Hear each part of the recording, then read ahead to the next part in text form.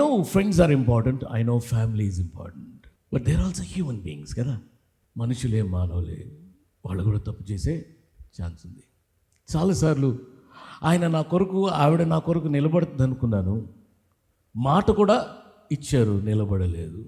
కొన్ని వాళ్ళ పర్సనాలిటీని బట్టి, వాళ్ళ బుద్ధిని బట్టి అయి ఉండొచ్చు, మరికొన్ని వాళ్ళ పరిస్థితిని బట్టి కూడా అయి ఉండొచ్చు. చాలాసార్లు మనకి మాట ఇచ్చి చేయలేని వాళ్ళు బహుశా కుదరకే చేయలేదేమో, పరిస్థితులు ఒప్పుకోలేదేమో, సడన్గా వాళ్ళకే ఎమర్జెన్సీ వచ్చిందేమో. But lot of things happen with friends and family.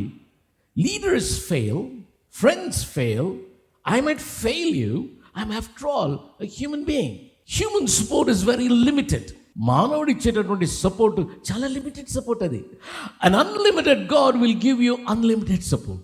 God is always ready, waiting on us to stretch him. నువ్వు ఎంత నన్ను స్ట్రెచ్ చేస్తే అంత నేను స్ట్రెచ్ అవ్వడానికి రెడీగా ఉన్నాను.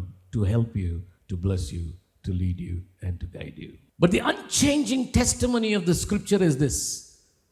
షరతులు లేకుండా, మార్పు లేకుండా ఉన్నటువంటి ఈ లేఖనాల సాక్ష్యం ఏంటో తెలుసా? దేవుడు ఒక్కడే మన కొరకు నిలుస్తాడు. కొండలలో, కోనలలో నీతో ఉంటాడు, శిఖరాలపైన నీతో ఉంటాడు, లోయలలో నీతో ఉంటాడు. Is God who will always be there with you in the hills, in the peaks of life and in the valleys of life. He will be there with you when you don't have water. He will be there with you when you don't have food.